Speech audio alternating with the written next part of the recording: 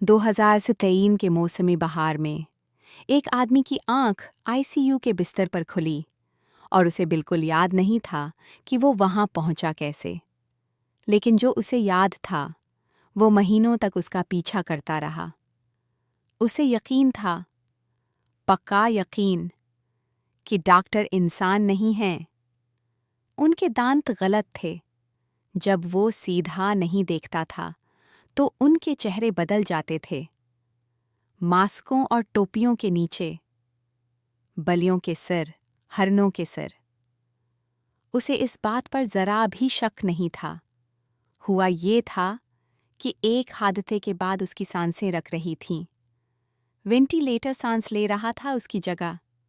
गले में नली, अंधेरे में मशीनों की बेप बेप, रोशनियों का धुंधला सीलाब, सब कुछ एक अजीब ख्वाब में घल गया। दिन गुजरे, शायद हफ्ते। वक्त का कोई हिसाब न रहा। उसके जहन में डॉक्टर उसका इलाज नहीं कर रहे थे, वो उसे तैयार कर रहे थे। उसे लगा पीठ में कोई कीड़ा घुस गया है। उसे याद था कि उन्होंने कहा वो उसे तंदूर में डालेंगे। उसे याद था कि उसके हाथ पांव काटकर प्लास्टिक के लगा दिए गए। जब बोलने की ताकत आई तो वो चीखने लगा। जो भी सुने उसे खबरदार करने लगा। घर वाले मिलने आए तो वो गड़गड़ाया, ले चलो मुझे यहाँ से, इन जानवरों के बीच मत छोड़ो मुझे। लेकिन असल में कुछ नहीं हुआ था। अस्पताल के रिकॉर्ड में सब मामूल का इलाज दर्ज था। ना कोई चीरा, ना कोई कटा हुआ अद्दू, ना कोई कीड़ा। डॉक्टरों ने उसे नाम दिया, आईसीयू डिलीरियम। ये कोई अनोखी बात नहीं। ये एक जानी पहचानी कैफियत है जो लंबे अरसे तक बेहोशी की दवा पर रहने वाले मरीजों को होती है। दिमाग जब बाहर से कोई असली चीज़ नहीं पाता तो अपनी दुनिया खुद बना लेता है। ऐसे ख्वाब जो यादों से भी ज़्यादा सच्चे लगते हैं। वो घर आ गया।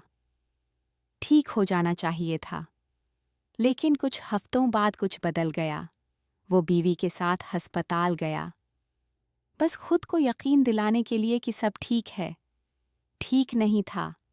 वही बेचैनी वापस आ गई। फिर आवाज़ें आने लगीं, नल से, ऐसी से, हुआ से।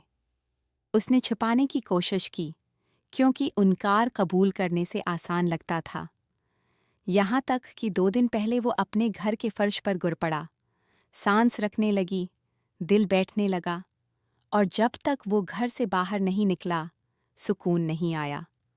अब जो सवाल उसे रात को जगाए रखता है, वो ये नहीं कि डॉक्टर असली थे या नहीं। सवाल ये है, क्या वो वहम कभी वाकई ख़त्म हुआ? जब आपका अपना दिमाग आपको धोखा दे चुका हो, तो फिर आप कैसे जानें कि सच किया है? आप बताएं। अगर आपका अपना ज़हन आपका दुश्मन बन जाए, तो आप किस पर भरोसा करेंगे?